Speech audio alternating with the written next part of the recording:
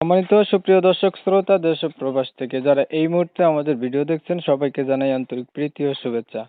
বন্ধুরা, আজকে যেই আপুটি আমার সাথে কথা বলতেছে অডিও কলে সংযুক্ত হয়েছে, প্রতিবেদন করবে, কয়েকদিন আগে থেকেই যোগাযোগ করছে। কেন আসলে বিস্তারিত ভিডিওটা কন্টিনিউ করলে বুঝতে পারবেন আপনারা। তো কথা না বাড়িয়ে পরিচয় করাইতেছি। আসসালামু আলাইকুম। ওয়ালাইকুম সালাম। ভালো আছেন? হ্যাঁ ভাইয়া, ভালো আছি। আপু, আপনি প্রতিবেদনে কেন আসলেন?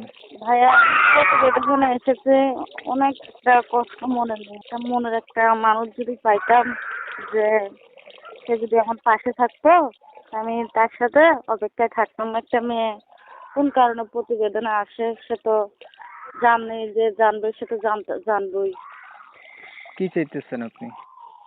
আমি চাই ভাইয়া, আমার একটা বয়স হয়েছে, আমার একটা মনের একটা মানুষ চাই যে আমার পাশে থাকবে, আমার দায়িত্ব নেবে। আমি একটা মনের মতন একটা মানুষ চাই। মনের মতো মানুষ আপনার নাই? জি না ভাই, মনের মতন যদি মানুষ থাকতোই তাহলে তো আর ইউটিউবের সামনে এসে দাঁড়াইতাম না। আচ্ছা। বয়স কত আপনার? এই তো বয়সটা 25 বছর ভাইয়া। বিয়ে হয়েছে আপনার?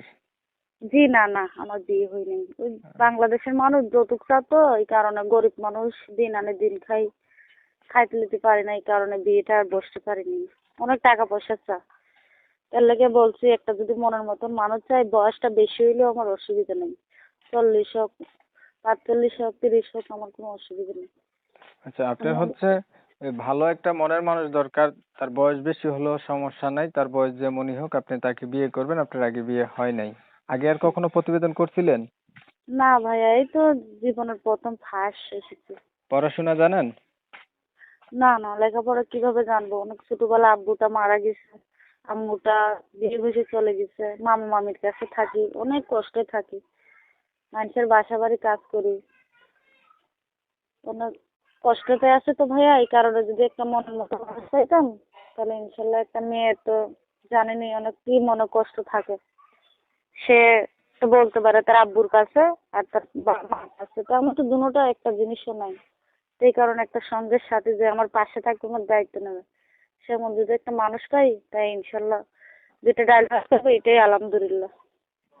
ঠিক আছে, বুঝতে পারছি। প্রিয় দর্শক শ্রোতা, আপনারা অবশ্যই বুঝে গেছেন উনি কেন আসছে প্রতিবেদনে। এখন ওনার কথা শুনে যদি আপনাদের কাছে ভালো লাগে, ওনার সাথে আপনারা যোগাযোগ করবেন। নাম্বার ভিডিওতে আছে, অনেক সময় নিয়ে ভিডিও দেখছেন। এর জন্য সবাইকে জানাই এমএসকে টিভির পক্ষ থেকে অসংখ্য অসংখ্য ধন্যবাদ।